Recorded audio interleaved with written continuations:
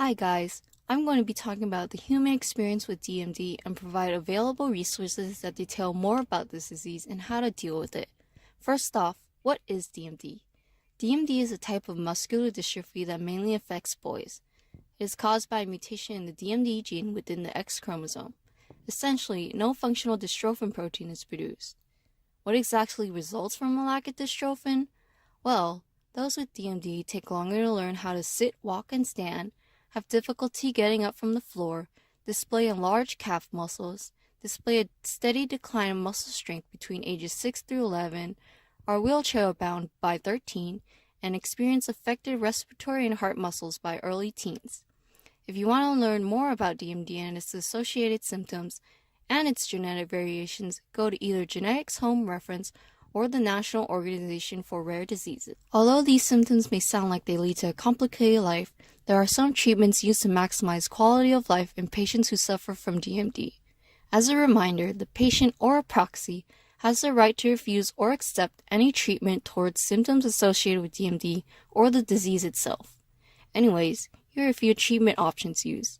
Patients can participate in physical therapy. They can also take corticosteroids.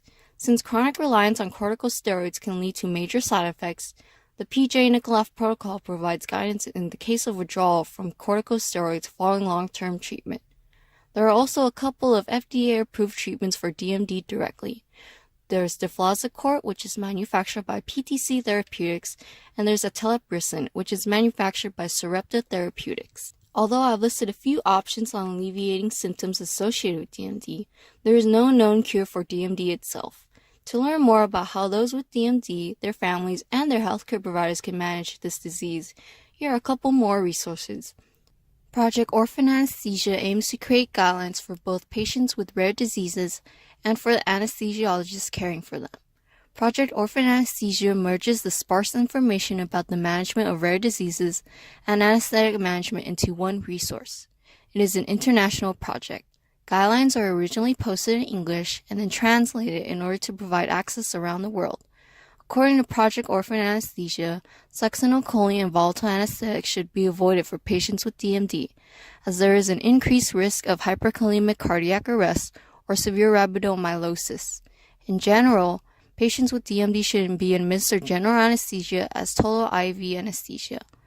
Although I've only provided snippets of general anesthetics used for patients with DMD, this shows that those with DMD have to be administered specific anesthetics in a specific manner in order to avoid exacerbating their disease or worse.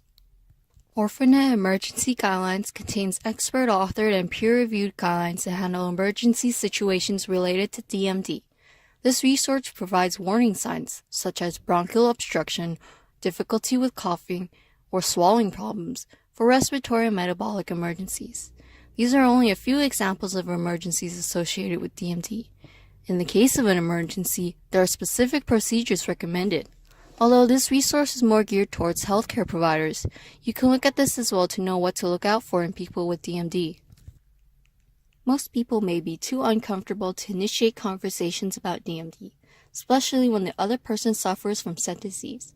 But don't be afraid, I've provided a brief rundown of DMD and available resources to educate you and others. As for those who suffer from DMD, don't feel alone just because you have a rare disease. Know that your friends, family, and even strangers are supporting you.